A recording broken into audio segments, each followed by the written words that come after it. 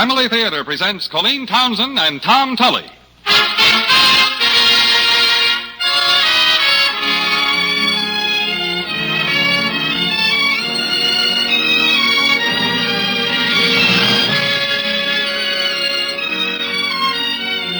From Hollywood, the Mutual Network, in cooperation with Family Theater Incorporated, brings you Raymond Burr, John Daner, and Virginia Gregg in The Courtship of Miles Standish, with Tom Tully as narrator. To introduce the drama, your hostess, Colleen Townsend.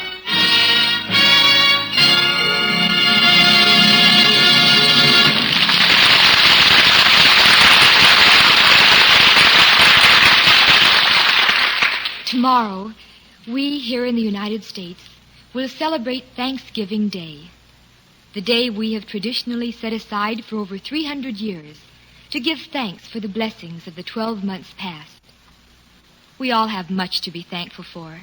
We have friends and loved ones, and the great heritage of a nation where freedom and liberty are not mere words, but are living actualities. We on Family Theater are going to bring you the most famous of all stories concerning the men and the women who first brought that heritage of freedom to these shores. The men and the women who were the first to celebrate this day of Thanksgiving. Now Tom Tully will tell you the story of our Pilgrim Fathers, with Raymond Burr as the brave and rugged captain, John Daner as his young poet friend, and Virginia Gregg as the beautiful young maiden.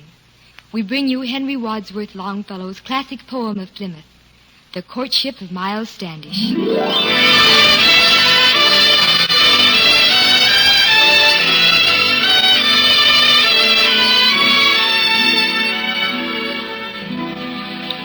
In the old colony days in Plymouth, the land of the Pilgrims, to and fro in a room of his simple and primitive dwelling strode with martial air Miles Standish, the Puritan captain.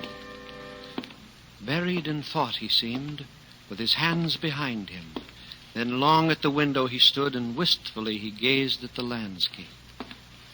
And over his countenance flitted a shadow, like those cast by the afternoon sun on the forest and on the hills.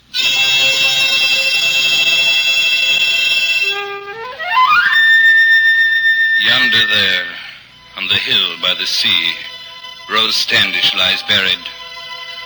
The beautiful rose of love that bloomed for me, and who was the first to die of all who came in the Mayflower.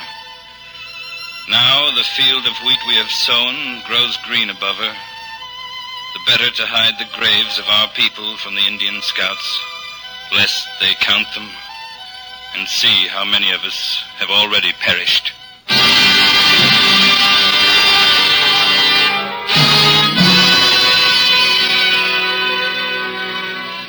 Near the captain was seated John Alden, his friend and household companion, writing at a table of pine by the window, his flying pen writing letters to sail with the Mayflower when she returned to England. Letters filled with the name and praises of a young Puritan girl.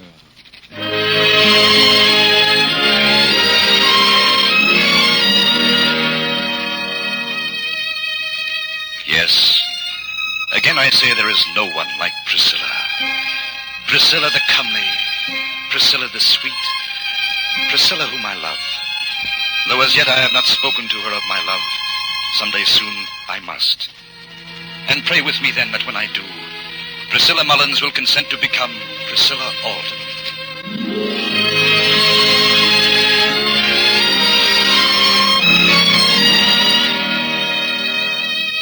And so they shared this room, these two great friends, Captain Miles Standish and John Alden. One sighing o'er a love of the past, the other dreaming of a tender love of the future. Then Miles Standish suddenly broke the silence. When you have finished your work, John, I have something important to tell you. Well, then speak, Miles, for whenever you have anything to say, I am always ready to listen. It is not good for a man to be alone, John. Since Rose Standish died, my life has been weary and drear. Yes, I am well aware of it, Miles. All the more so because I have been able to do nothing to help. I've been sick at heart, John, beyond the healing of friendship, even such a friendship as that of yours. Perhaps that is why, in my lonely hours, I've often thought of the maiden Priscilla. Of Priscilla? She is alone in the world, too. Her mother, father, and brother died in the winter past, as Rose did. Yes, I know, Miles, I've watched her, John. Patient, courageous, strong. I've said to myself that if ever there were angels on earth, then I have seen and known two. Rose and the angel whose name is Priscilla. Miles, So I tell you now, John, for between friends such as we, no thoughts should ever be hidden. That the angel Priscilla now holds in my heart the place which the other left lonely and abandoned. In your heart, Miles? You mean... Have you told her of this? Oh, no. I've always thought myself valiant enough for the most part. But in this, I have been a coward. That's why I wish you to go to her. You wish Say that me? a blunt old captain, a man not of words, but of actions, offers his hand and his heart. The hand and heart of a soldier. Miles, I cannot say these things. No, not in words, I know. I am a maker of war, not a maker of phrases. But you are bred as a scholar. You can say it in elegant language, such as you think best adapted to win the heart of a maiden. Oh, but I am certain that I would mangle and mar such a message as that. If you would have it well done, you must do it yourself. John, I can march up to a fortress and summon the place to surrender. But to march up to a woman with such a proposal, to face a thundering point-blank no from a woman's mouth, that I confess I cannot do. So you must grant my request. Surely you cannot refuse what I ask in the name of our great friendship. No, Miles, what you ask me to do in the name of friendship, I cannot refuse to do.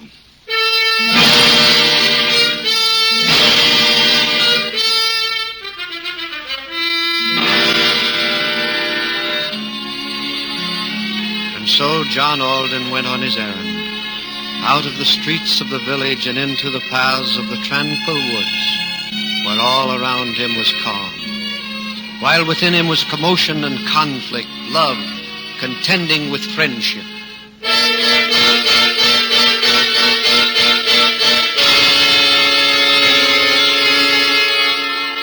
Through the Plymouth woods went John Alden, and finally came to a new-built house in a meadow, and heard as he approached the sweet singing song of the spinning wheel, and saw through the open door the Puritan girl Priscilla, making the humble house and the modest apparel of homespun beautiful with her beauty, and rich with the wealth of her being. Come in, John Alden, come in. I knew it was you when I heard your step, for I was thinking of you as I sat here spinning. You were thinking of me, Priscilla? Thinking of you and of the England that you and I have often spoken about. That we have now left forever. Oh, John, the people I live with here are kind, and dear to me is the privilege of liberty and freedom. Still, my heart is so sad I almost wish myself back in old England. I feel so lonely and wretched. Oh, Priscilla, I wish that I might. Yes, John? You wish that you might? I do not condemn you, Priscilla, for feeling as you do. Stouter hearts than a woman's have quailed at the terrible winter just past. And yours is so tender and trusting that it needs a stronger one to lean on. Where am I to find such a heart, John Alden? That is why I have come to you now, Priscilla, to offer you such a heart. For I come with a proffer of marriage.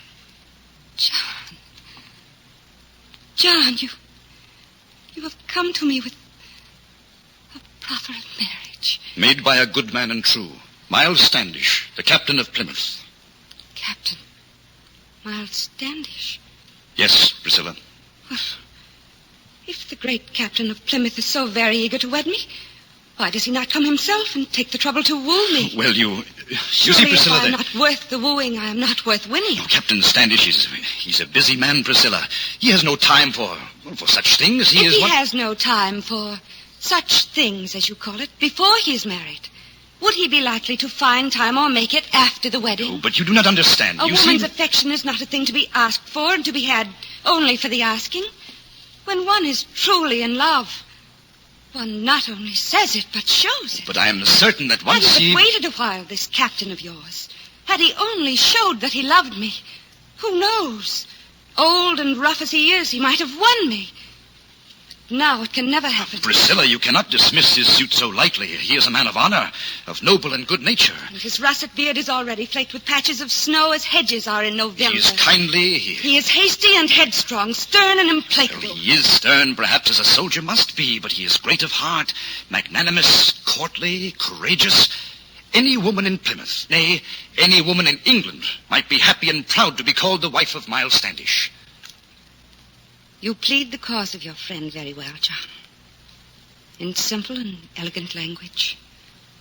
So warm and glowing that it is truly hard to see how any woman's heart could keep from melting in its fire.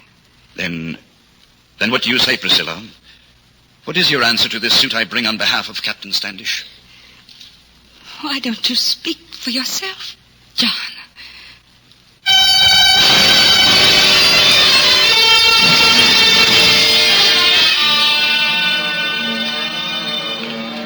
Perplexed and bewildered, John ought.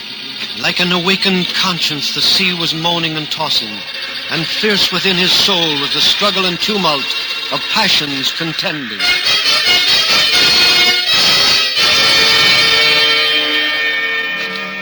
Is it my fault, then, that Priscilla has chosen between us? Is it my fault that he failed? That I am the victor? He is your friend, John. But she loves me. Did she not ask me to speak for myself? She loves me as I love her. He is your friend, John. Is it right, then, that we should be denied this happiness, this love? Why must we sacrifice all this? Why? Why? He is your friend, John. He is your friend.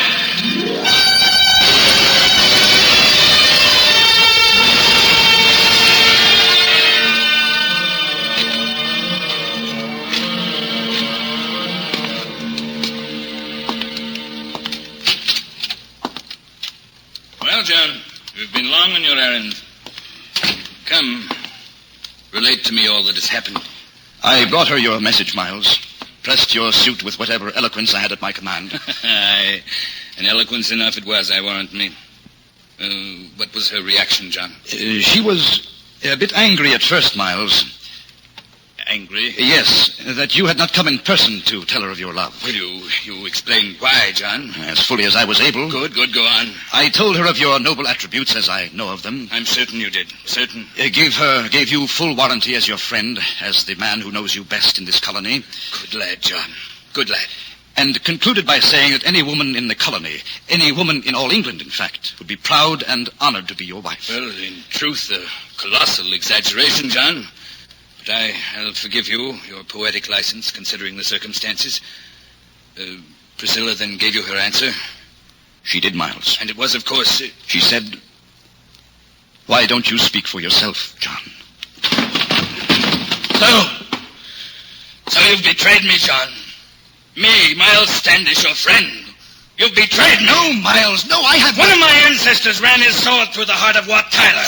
Now who shall prevent me from running mine through the heart of a traitor who played treason to friendship? No one, Miles, if so you believe me to be.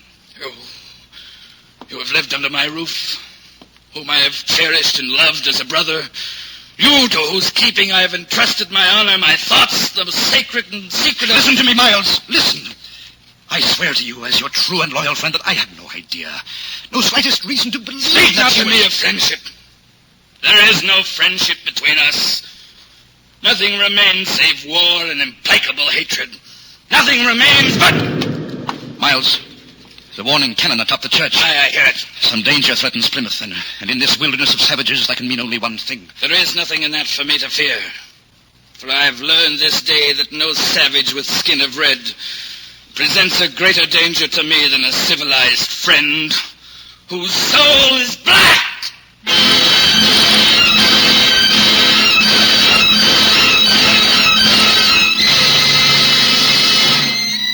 Heart and mind writhing under the blow he felt had been struck him, Captain Miles Standish strode wrathfully away to the cabin, where he knew the village council would be meeting. And as he entered, it was just in time to see an Indian, stern and defiant, naked to the waist and grim and ferocious in aspect, hurl onto the table before him the glittering skin of a rattlesnake.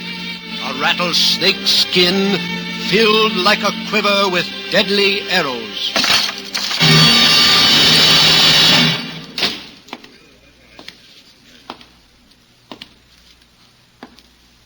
And understand what is the meaning of this insolence, Redskin? From Wattawamat, O paleface, come these arrowy tongues. From Wattawamat, great chief of the Samoset. It is a signal and challenge of warfare that has been given us, Miles. So be it then, Elder. If 'tis warfare they wish, warfare they shall have. Do you not think, Miles, that it would be best to bargain and compromise with them for peace? Do you not think that in the eyes of the Lord, it is more Christian behavior to convert their souls rather than destroy their bodies? Bargain and compromise with such as these, Elder? Nay, leave this matter to me. War is my trade, a terrible one though it may be. And in a righteous cause, even the smell of gunpowder can be sweet. What is your answer, paleface, to the great chief Wattawamat? The same rattlesnake skin you brought to us, Indian. Filled to the very jaws with powder and shot. That is the answer you can take to Wattawamat.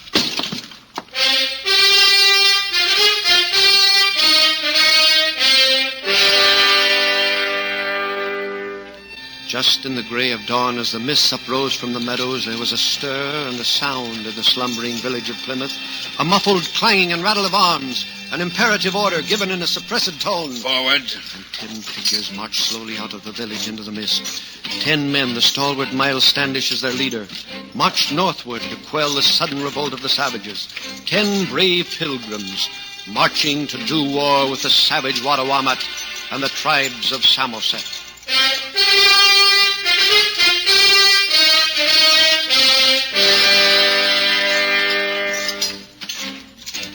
As those marching figures, ghostly in the fog and mist, neared the edge of the forest, another figure standing there called out to them, called out to their leader. Miles. Good luck, Miles. And may God bless thee. But there was no reply, no answer to the call thus given. And the men marched away, swallowed up by forest and mist. And only silence replied to him whose love and friendship marched side by side with him who bravely strode away into battle. So he is gone, John. Oh, Priscilla. He is gone. He and the brave men with him. Yes, and without me. I begged to be allowed to accompany him. He would not listen, would not even reply. You told him of our words of yesterday. I told him. So he is hurt and offended, even as you are. I, Priscilla? Yes, John. But do not be angry. Am I to blame that when you were pleading so warmly the cause of another, my heart pleaded your own? That I spoke as I did by irresistible impulse? I was not angry with you, only with myself for seeing how badly I managed the matter I had in my keeping. No, you were upset with me for speaking so frankly and freely. But it is my nature to do so. And so I'm not ashamed to tell you now that I have liked to be with you, to see you, to speak with you, always. Priscilla? No. Priscilla? Let me finish, John. That was why I was hurt by your words, affronted to hear you urge me to marry your friend. For the truth is, your friendship means more to me than all the love Miles Standish could give were he twice the hero you think him. For the sake of this friendship, can you forgive me then? Oh, forgive you, Priscilla. How can there ever be a question of forgiveness between the two of us when we feel toward each other as we... Yes, John. I know. As well as I know that because of him, we can be no more to each other. But as friends, I shall always be the first, the truest, the nearest and dearest that you shall ever know.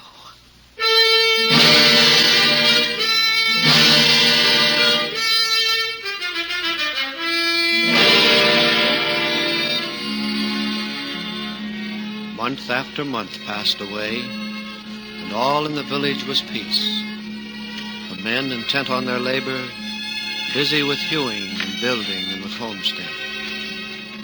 And oft when his labor was finished, John Alden, with eager feet, would follow the pathway that ran through the woods to the house of Priscilla, deceiving himself that this was duty, concealing his love in the semblance of friendship. Truly, Priscilla, when I see you spinning and spinning, never idle a moment, suddenly you're transformed.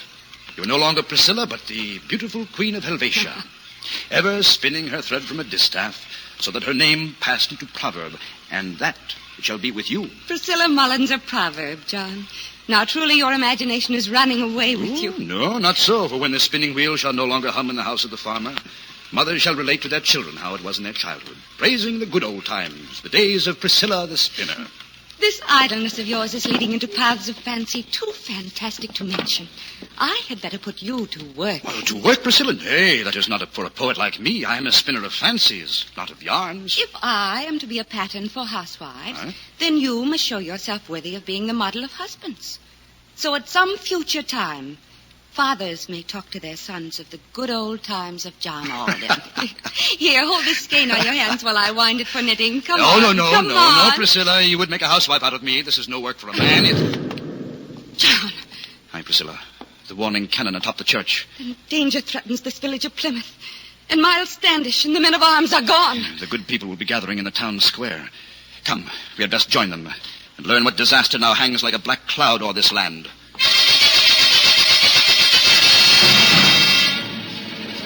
A friendly Indian it was who brought the fearful news. An Indian who witnessed the frightful tragedy. His word cannot be gainsaid. Miles Standish is dead. The Somersets and Squantos and all their murderous tribes are even now descending upon us to burn our village to the ground. John, you hear? Miles Standish is dead. The village of Plymouth doomed. What remains, then, of all our hopes and dreams? While life remains, Priscilla, hope can never die. And happiness and tragedy seem destined to walk through the lives of men always, side by side. Whatever the future may hold in store, my beloved, I shall not fear it, if now you will only become my bride. Oh, John. John.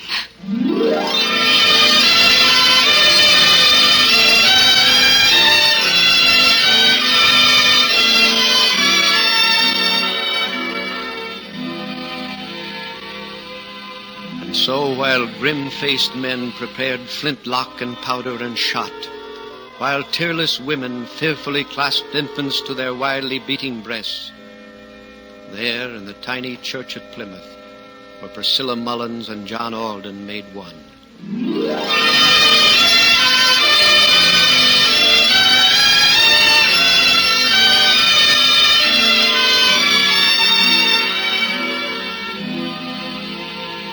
When they had offered up their prayers for the hearth and home that were founded that day in affection, they turned to leave the church, and then stopped. It was then that the silent figure of a man who had been standing in the rear watching the ceremony just concluded moved up to them and spoke. May the blessing of God forever dwell upon thy house, my dearest friends. Miles! Standish. Miles! You're alive. Yes, John. Never more alive, nor happy, than I am at this moment. But the message the Indian brought, Captain. It is not often that a man is allowed the supreme joke of starting his own death rumor to achieve his ends. It served me well to ambush the Somersets and to end the threat of uprising against Plymouth.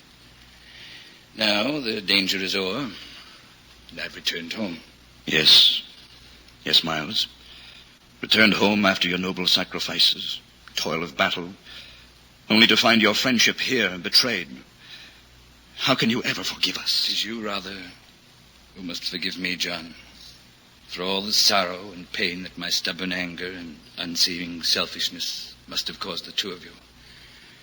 But the long nights spent in the forests on this last campaign have brought me to my senses. And never so much as now was Miles Standish the friend of John Alden and his beautiful bride, Priscilla. We thank thee, Captain Standish. From the very bottom of our hearts, we thank thee. Nay, Priscilla. Let us all give thanks instead to him who guides our destinies here on these strange and savage shores.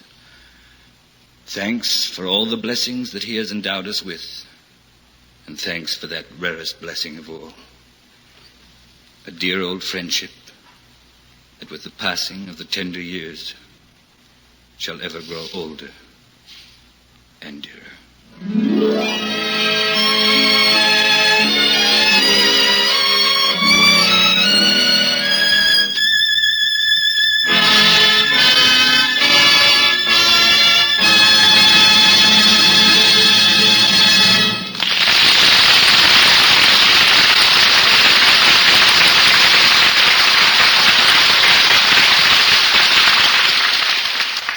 Dear Lord, on this Thanksgiving Day, accept our humbled thanks, we pray, for food and shelter and kind friends, for every blessing heaven sends, for faith to see in all things, Lord, thy gracious gifts and great reward, for hope to rise from earthly care and find fulfillment in our prayer, for mercy, courage, gladness, mirth, for all good things upon this earth.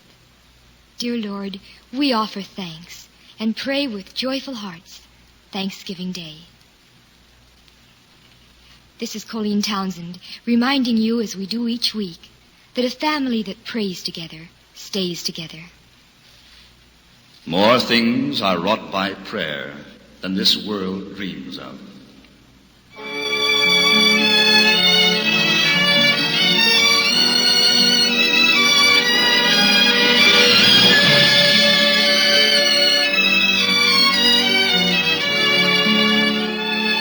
From Hollywood, Family Theater has presented Virginia Gregg, John Daner, and Raymond Burr in The Courtship of Miles Standish, with Tom Tully as narrator and Colleen Townsend as hostess.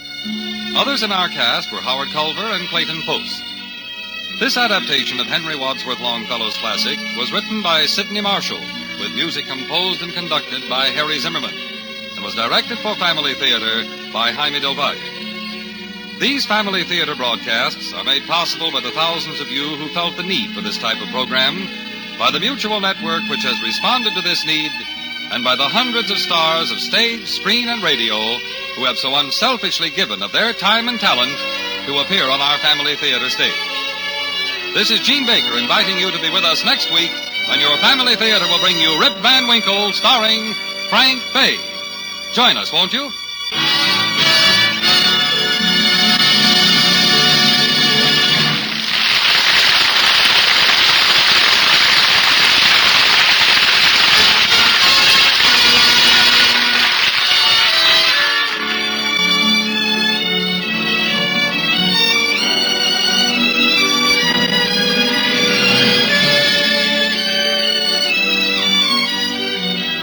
Family Theater is heard in Canada through the facilities of the Canadian Broadcasting Corporation and is broadcast to our troops overseas by the Armed Forces Radio Service.